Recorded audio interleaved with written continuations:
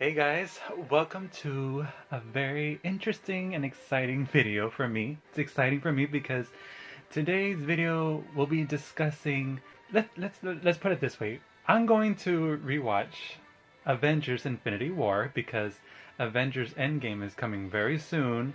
It's just like a few weeks away. We're already on like the first, yeah, we're already on April 1st, so we only have like 26 days left. So I'm very excited. So what I'm gonna do in this video, I'm gonna rewatch the Avengers, and I'm sorry I cannot show you like a little screen right here. This is gonna be like a low budget review, uh, discussing the highlights of the movie Infinity War. So yeah, I'm doing this just so we can get refreshment of like what's happened. We could talk about what was my favorite parts, the highlights, what I thought about some parts, why it was just so lovable, why it was just so enjoyable. I loved it so much. So I really hope you guys will enjoy this video, discussing it with me. Feel free to jump in and share your comments, your thoughts in the comments below. Let me know what was your favorite parts, what was your favorite highlights in the movie. So it is playing right now. It's ready for me to press play. Let's just go ahead and get straight into the movie. Are you guys excited for Endgame? I'm very excited. Shoot, after watching Infinity War, I was just so blown away. I didn't know what to expect. I only seen like the first two trailers, I think. By then, I just forgot all about it. So I remember when in the beginning of this movie, I went to go see it at the Alamo Drafthouse. I love that theater because no one is talking or no one's on their phones. You're just like so focused on the movie. I'm sure everybody was gonna be focused on this movie because it's where all of the Marvel characters from other spin-off movies were all gonna get together in this epic big movie where we're gonna learn more about Thanos, see more of Thanos, get to see who his character is finally. So we were all just very focused into it. And I love how in the very beginning, when they show the Marvel Studios logo, it's just silent. They don't have that theme that they always play for Marvel. It's just a serious soundtrack playing, and you hear someone on the radio calling for help. And then, yeah, I like how it just takes place right after the ending of Thor Ragnarok.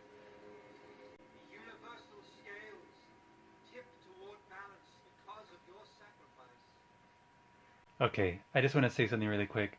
I already knew like it's probably gonna be like a very serious movie because I'm sure there's gonna be deaths. It was just gonna be mostly serious. So in the beginning, you're already just like into it.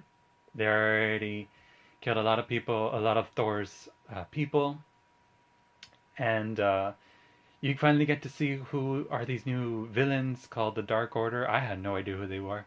I'm not very familiar with a lot of these Marvel characters. I was not, especially not too familiar with Thanos. So I was very excited to get to know more about him in this movie and to know a little bit about the Dark Order. I know what it's like to lose. Feel so desperately that you're right. Or should I say, I am. I was gonna say like the Dark Order kind of did remind me of like the Four Horsemen that Apocalypse has. And Thanos is kind of like Apocalypse, but I think he's more powerful. And for another, we have a hope. So in this part, we get to see, Hulk just already facing against Thanos, and of course, the Hulk loses terribly, which I was like, wow, I guess that shows. And I think a lot of people, I know they told me this, they were very disappointed how the Hulk didn't come out that much in this movie. I didn't bother me that much. I know he's supposed to be very powerful and everything, and I thought, what a better way to introduce Thanos to the people who are not too familiar, like such as myself. I'm not too familiar how strong is Thanos, how powerful he is. I'm told from my friends who are very familiar with the comic books, who read them and all that he's very powerful. But I think it was a good example to show. I think I just put myself in the director's mind where how powerful can I show Thanos to the audience, and especially people who are not familiar with him? Why not have him face the Hulk first? Out of all the Avengers, let's have him face one of the most powerful ones. So he does. So he fights him in the beginning, and he loses. And I thought, but he like beats the crap out of the Hulk. Like I don't think I've ever seen another Avenger beat Hulk other than Thor. A little bit, kinda, and the Hulkbuster, the one that Iron Man's big giant suit that he uses in Avengers: Age of Ultron. Those two, were able to slow down Hulk, defeat him somewhat. But Thanos just like a couple of punches and that's it, and he just knocks him out. And that right there in that moment, I was like, damn, okay, then he is pretty powerful. I don't know if it's because of the Infinity Stones, but I think as a Titan are pretty indestructible. And so him defeating Hulk was just like an eye opener, like, okay, damn, he is that powerful. So how is it going to be with the other members of the in the Avengers? So yeah. After that, people were so disappointed that whenever Banner tried to get Hulk to come out of him, he would try to transform into the Hulk. Hulk refuses. And so a lot of people are like, no, why was he so scared and everything? Why did he never want to come out? I took it like, ever since I got to know a little bit more of Hulk, and you hear him talk for the first time in Thor Ragnarok, he sounds like a kid. And he pretty much is kind of like a kid looking character. Because all he does is like, yeah, he likes to smash, he likes to cause a lot of destruction and everything. He's just going mad. He's all over the place. Kind of like a kid, you know? And the way he was with Thor, the way he would speak to him, like, Thor like small fire, Hulk like big fire or whatever, like the way he talks. And he's like, no, you're my friend and everything. I'm just thinking how he was in Thor Ragnarok, how the way he was portrayed and everything, portrayed. And then finally him getting the crap beaten out of him by Thanos, he's scared now. It's kind of like when my dog, one time, he thought he could take on a big dog, and when the big dog beat the crap out of my little dog, he's okay by the way, my dog was just traumatized. He was scared. He didn't want to come out under the bed. He was just so scared. He didn't want to go outside anymore. That's how I saw Hulk. He was just like traumatized. He was like, damn, I got my ass whooped. It's my first time, like, especially like so quick by Thanos, just a couple of punches and kicks and everything, and bam, he's out of it. Hulk couldn't fight anymore. So now he was like traumatized. He doesn't want to come out. He's now like in this little corner where now he doesn't want to come out anymore. But that didn't bother me at all. But I know a lot of people did because I guess they're big fans of the Hulk. But I guess it didn't bother me that much. I guess it gave the character Banner, a chance to, let's see how he can do without using the Hulk, and he did good. Later on in the film, we'll get into that. But I have hopes in the next Avengers Endgame movie. I think they'll give the Hulk the chance to get some payback. And we also noticed that what's her name from Thor Ragnarok, Thor's friend Valkyrie, that she wasn't there, and so were the other characters, the rock alien dude and his other friends. They were not there. Rumors say that they got transported out of there just in time with a few other members from Thor's home, which hopefully, because that would stink if all of Thor's people were just killed. Like, they just survived an apocalypse from their home, and they were on their way to start a new life, a new home, and they just end up still getting killed by Thanos' group. I want to discuss a little bit more about how Thor felt about that later on, so... That was a mistake.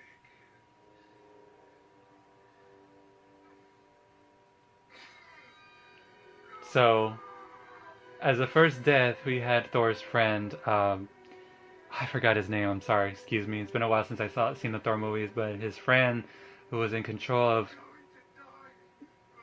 keeping guard of the gates, whoever enters. I forgot the name of the place. I'm so sorry. I'm out of it. That's why you see it's important for me to rewatch this. But real quick, let's just talk about So we already have one death, first death, and it was Thor's friend. So it's like, damn. I was sad. It wasn't like a big loss for me. Like I wasn't just like, oh damn. We'll get to the other ones where I did feel like no. So I did feel sad because that was one of Thor's friends, one of close friends. His other friends were just easily killed off. To me, I felt like they were just killed off so quickly by Hela in Thor Ragnarok, but that's a whole different subject. So I just want to talk about really quick about the Dark Order. Who are my favorite members in the Dark Order? My favorite was, I had their Funko Pops, Proxima Midnight, and it's the only female member of the Dark Order. I thought she was cool. I liked the way she looked. I liked her voice. I liked how she was. I liked how she looked and everything. She seemed more threatening. They all were threatening, by the way. So, and then my other favorite member was Ebony Maw, the Squidward looking guy. I thought he was just so. He looked cool. I loved how they were portrayed. I was like, I remember when I first heard about the Dark Order, I was not familiar with them, but then I was like, you're bringing more characters into this while you already have like a lot of Marvel characters into this big movie. I thought to myself, first, I thought, how are they gonna? I hope they all have a chance to have a moment of fame in this movie. You know, I hope they all have a moment to shine. And it did. It worked out perfectly in the end. And I was like, how are they gonna do it with these new characters called the Dark Order? Or like, are they gonna have time to explain who they are and everything? Like, I don't know. I was just so nervous for this film. So yeah, Ebony Maw and Proxima Midnight. Their names are so badass. They were like my two favorite members from the Dark Order. The other two, I was like, whatever. There are two more stones on Earth. Finally, children will bring them to me on time. Father, if I might interject.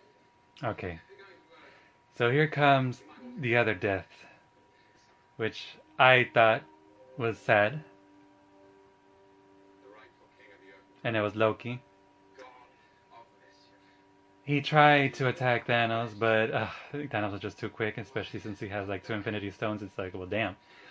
I was sad because, you know, after watching Thor Ragnarok, he was finally starting to become good, and he was like the only family member that Thor had.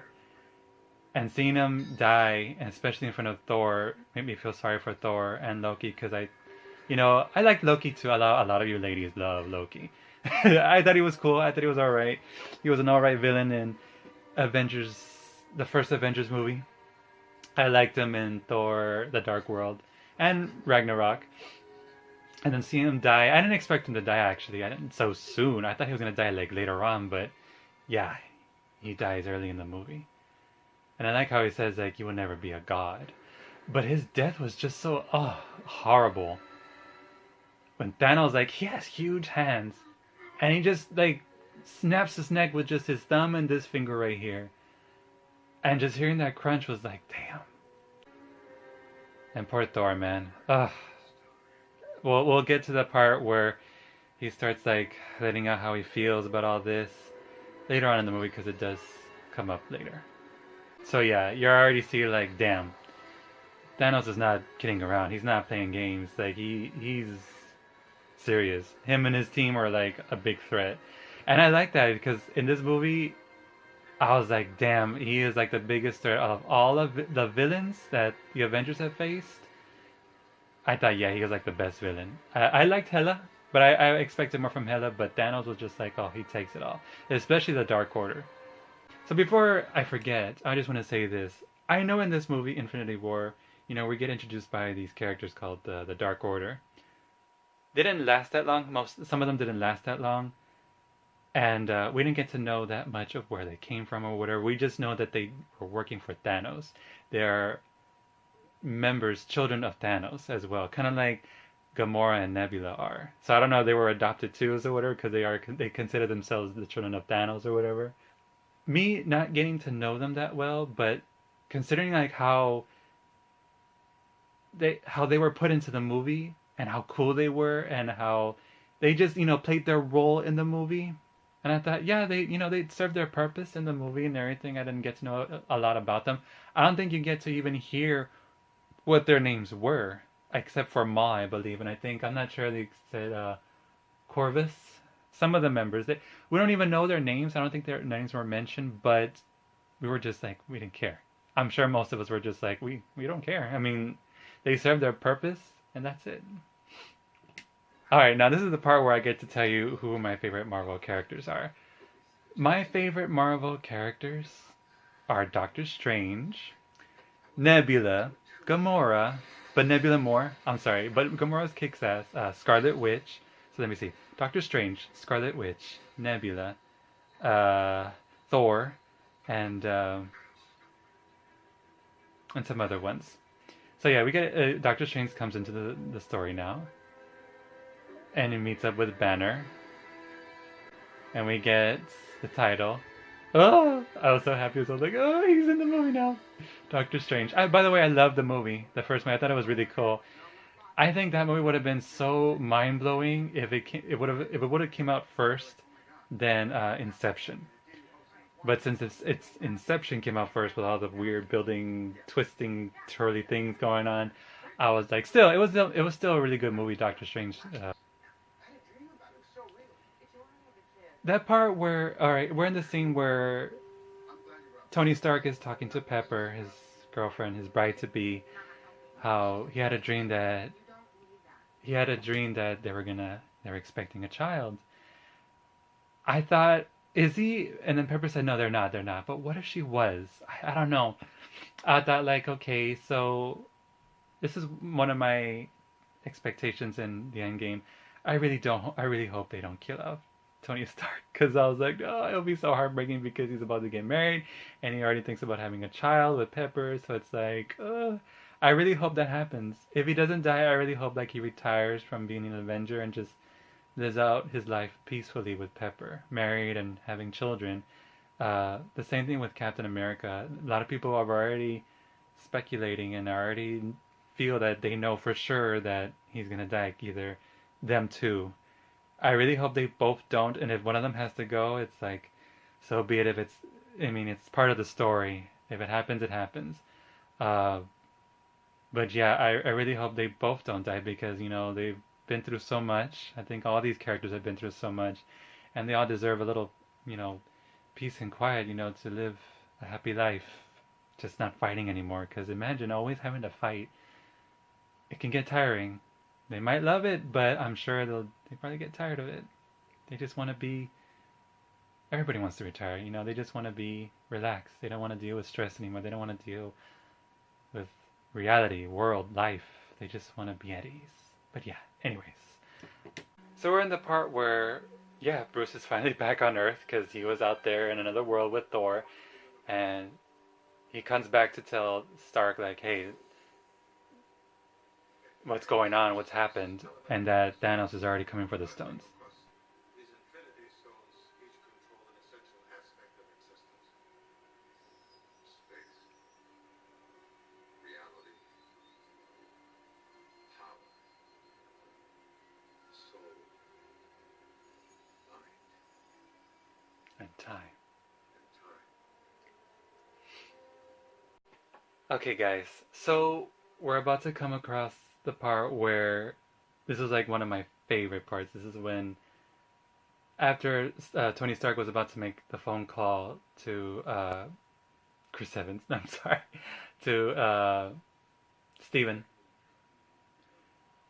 and he gets interrupted when he starts hearing some strange noises. I remember in this part I was just like, uh-oh, Thanos is already there to get the stone. And then the moment when Tony Stark steps out of the building, everybody's just running around, screaming in panic, not knowing what the hell's going on. Even I was like, what's going on? Like, what the heck?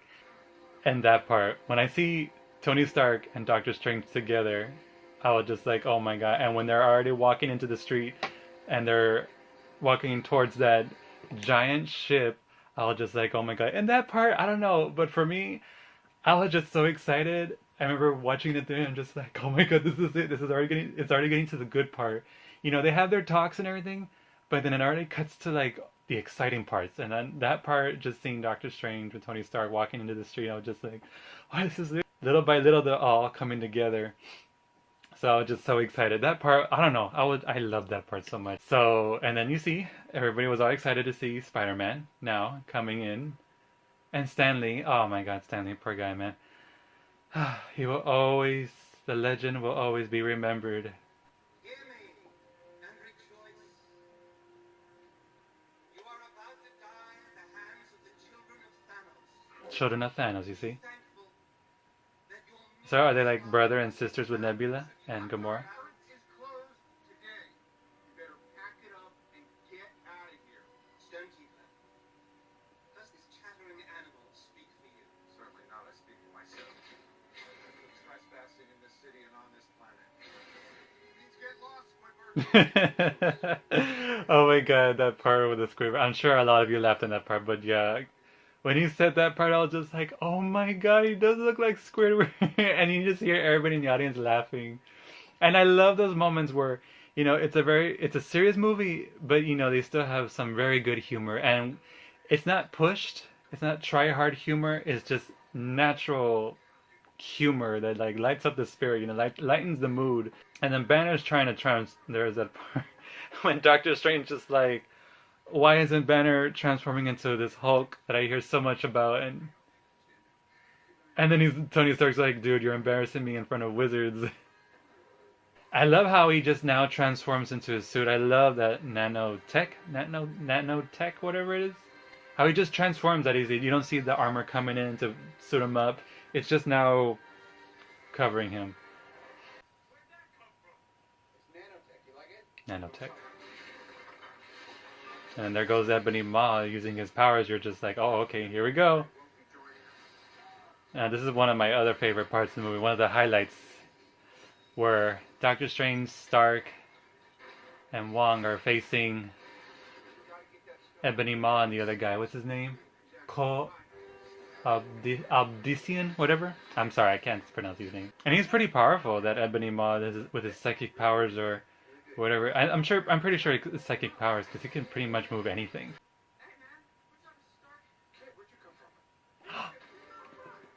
Okay. So let me talk about this part.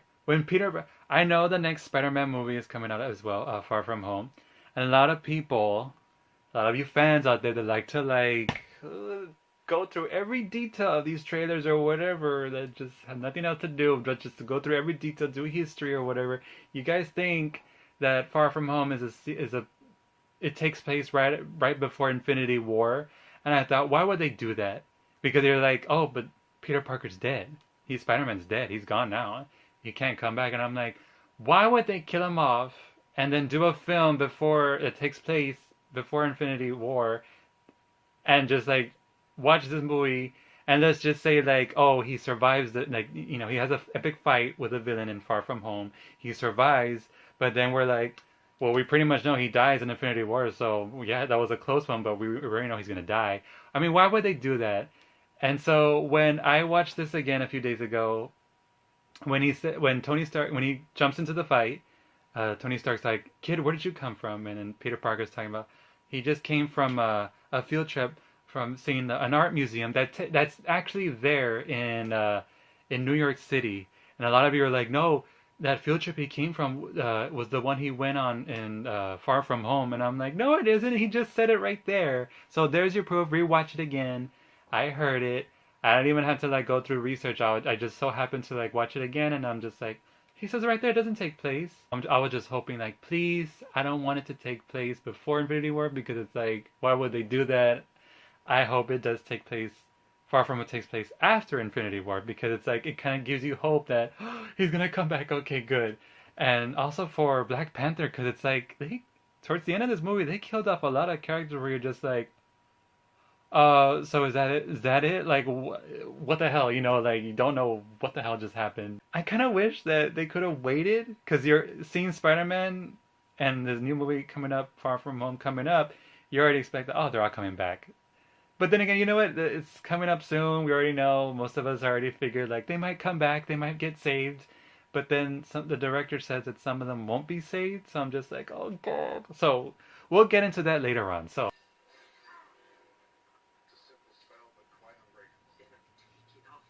By the way, after watching this movie and Doctor Strange in it, I loved Doctor Strange even more that I had to go buy a Funko Pop of him. I was just like, I hope they still have Funko Pops of Doctor Strange. And I found it. I ordered it online. It was pretty cheap. It was like for $3. Still brand new and everything. I have them right there somewhere. So yeah, I had to get them as part of my collection because I loved them so much in this movie.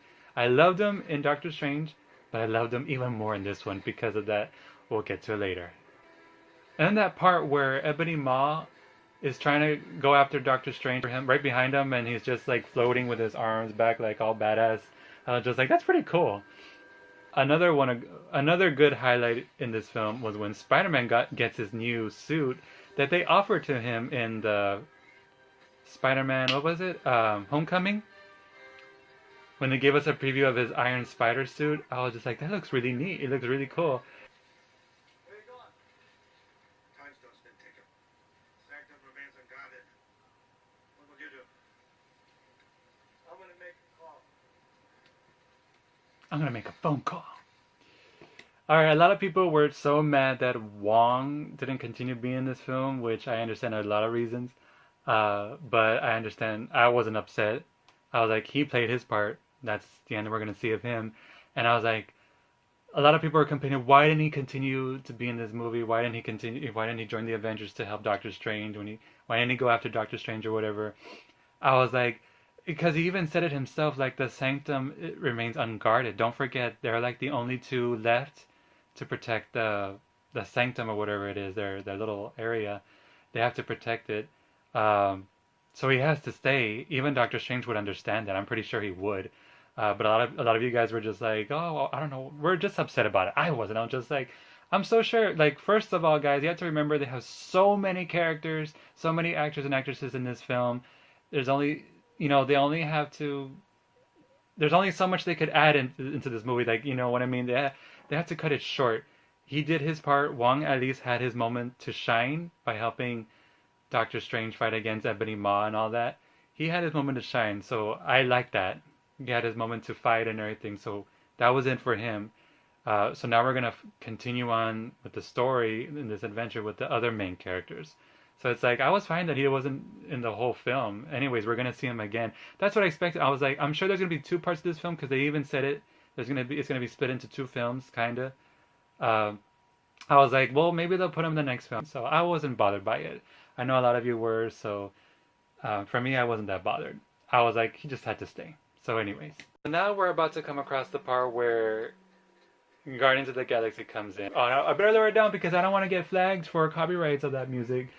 But I like that song. I never heard it before. To be honest, I've heard so many 70s, 60s, 70s, and 80s, 90s songs. I was born in 1988, so hearing this song, I was just like, it's so catchy. And all the songs that they played for Guardians of the Galaxy that I didn't hear before, I'm just like, I like it. I'm digging this song. I like it.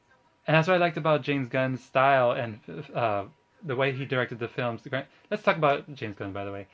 That's what I liked about Guardians of the Galaxy so much, not knowing anything about them, but when I saw their movies, one of the things I liked about the movies was some of the oldies songs that they played. They were so catchy and they were so good. Some of them I was familiar with, and others I'm just like, I like it now.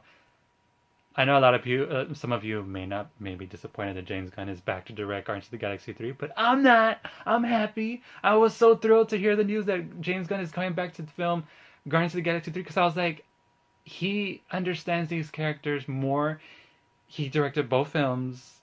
He's the one who created these characters with the help of these actors who brought the characters to life. He's the one who wrote the scripts and everything. He pretty much understands how these characters are, and I felt like passing the third movie on to a different director, they might not get the same style as James Gunn would. I mean, every director has their own style of directing things, and sometimes they might end up changing the script. Even though they said they were going to keep James Gunn's script, you never know the new director they were going to choose was probably going to do some changes. And will the new director have some clever and good choices on selecting some of the music for the third movie? And I don't know. I didn't know. I didn't know what to think. I don't know what to expect. I was just like hoping and praying. Like, I just hope they get a good director, to direct that third film, because after the ending of Guardians of the Galaxy 2, we get introduced like an upcoming villain, Adam Warlock. I'm just like, ooh, I'm not familiar with him either. So I'm just like, but I'm intrigued. I'm in for it. I'm in for it, So I'm glad that he's back to direct the third film after he's done with Suicide Squad. I'm just like, just get over it and come back to your true movies, your hit movies. I really do hope though that he does a good job with Suicide Squad, but I'm just like, at the same time, whatever, just get it done and get back to Guardians of the Galaxy 3 because I want the third film. I want to see who Adam Warlock is. I want to continue with these characters. But yeah, I'm excited. So guys, this is where we're going to have to end the video, but I want to thank you all so much for watching. I really do hope you enjoyed this. We will definitely continue talking more about Avengers Infinity War. about the highlights, the favorite characters, all that good stuff in the next video. So I hope to see you guys there. Don't forget, Avengers Endgame is coming out very, very soon. It's on April 26th. I hope you got your tickets reserved. If you need to rewatch Avengers Infinity War, it's out everywhere in stores, and also it's also on Netflix. So you have Netflix, it's also there as well, so you can rewatch it.